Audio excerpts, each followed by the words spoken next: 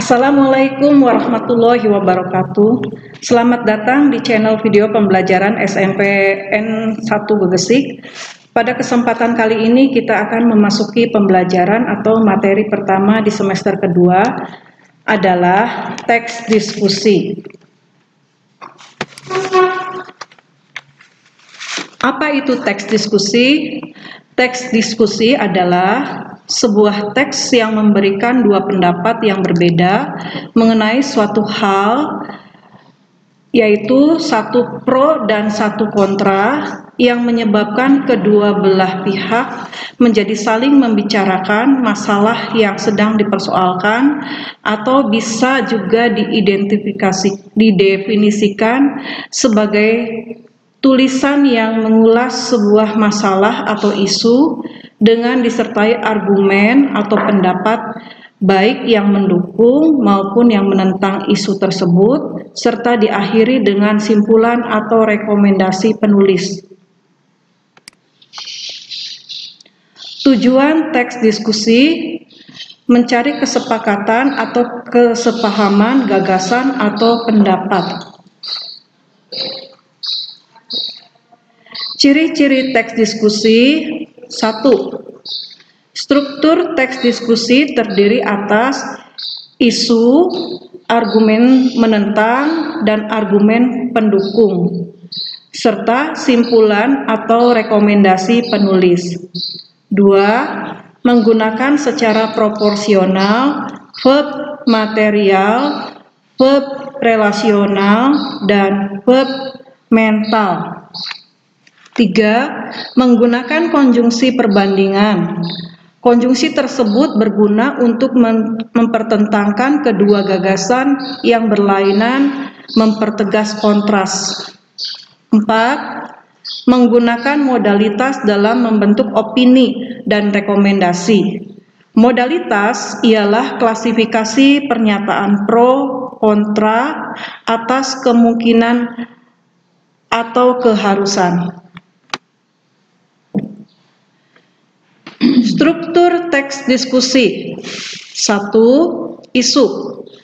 Di dalam isu berisikan terkait masalah yang akan didiskusikan atau dibahas secara lebih lanjut. 2. Argumen pendukung. Di bagian pendapat ini, pendukung kita di bagian pendapat ini mendukung kita untuk menjabarkan lebih lanjut terkait penjelasan masalah yang tengah dibahas. 3. Argumen penentang. Argumen yang menentang isinya terkait pertentangan kepada masalah yang tengah dibahas dengan dilengkapi berbagai alasan penentang. 4. Kesimpulan. Pada bagian ini berisikan kesimpulan serta rekomendasi terkait isu yang tengah dibahas. Upaya dalam mengambil jalan tengah berasal dari isu yang sedang dibahas.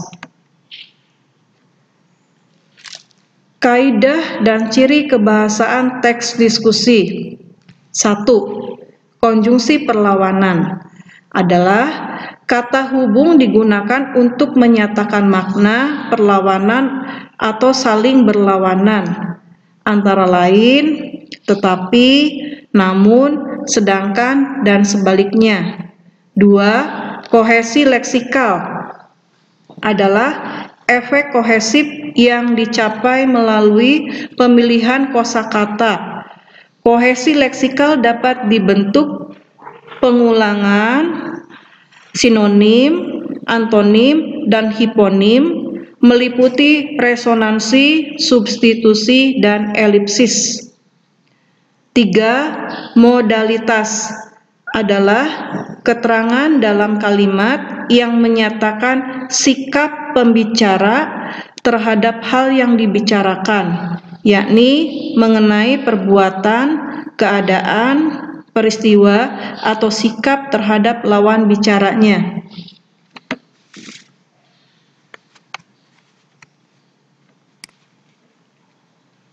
Langkah menyusun teks diskusi. 1. Mencari topik dari suatu isu atau masalah. 2. mencari tujuan, memberi penjelasan mengenai pro dan kontra. 3. Mencari data atau informasi terkait isu yang diangkat. 4. Menyusun kerangka teks atau karangan. 5. Mengembangkan karangan menjadi suatu teks diskusi. 6. Menyunting atau merevisi teks diskusi. Contoh teks diskusi. Sampah dan lingkungan. Sampah merupakan satu hal yang dianggap sangat meresahkan sebab memberikan akibat kurang baik pada lingkungan. Sampah yang menumpuk umumnya bisa menyebabkan beberapa penyakit hingga menyebabkan banjir. Pernyataan ini termasuk isu. Banyak yang berasumsi bahwa sampah ialah sesuatu yang tidak diperlukan lagi. Maka dari itu, sampah harus dimusnahkan dengan cara dibakar. Namun, bagi mereka yang mencintai alam, cara tersebut dianggap bukan sebagai solusi, melainkan sebagai sebuah bencana baru. Pernyataan ini merupakan argumen pendukung.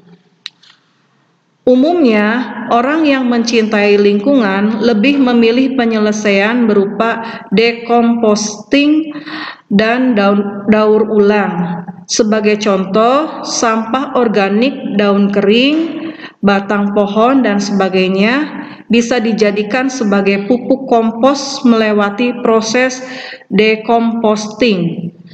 Pengelolaan sampah non-organik yang tidak mengalami pembusukan bisa didaur ulang. Pernyataan ini merupakan argumen penentang. Pada dasarnya, sampah bisa diolah dan dimanfaatkan kembali. Pengolahan dan penanganan sampah yang ramah lingkungan merupakan cara yang paling cocok dan sesuai untuk menyelesaikan permasalahan sampah yang ada. Pernyataan ini merupakan simpulan. Menyajikan teks diskusi. 1. Persiapan menulis teks diskusi. Beberapa cara untuk menarik perhatian pembaca sebagai berikut. 1. Menggunakan judul dengan bahasa yang menarik perhatian. 2. Memulai pendahuluan dengan pernyataan retoris. 3. Memulai pendahuluan dengan bahasa yang syarat emotif. 4. Memulai pendahuluan dengan penggunaan kata ganti untuk personal. 5. Memulai pendahuluan dengan pernyataan topik yang jelas. 2. Menulis teks diskusi. Berikut langkah-langkah menulis teks diskusi sebagai berikut. 1. Menentukan topik perdebatan atau isu atau masalah. 2. Menentukan tujuan, memberi penjelasan tentang pro dan kontra. 3. Mencari informasi atau data tentang isu yang dipilih. 4. Menyusun kerangka teks atau karangan. 5. Mengembangkan kerangka menjadi teks diskusi. Selamat mencoba menulis teks diskusi. Selesai.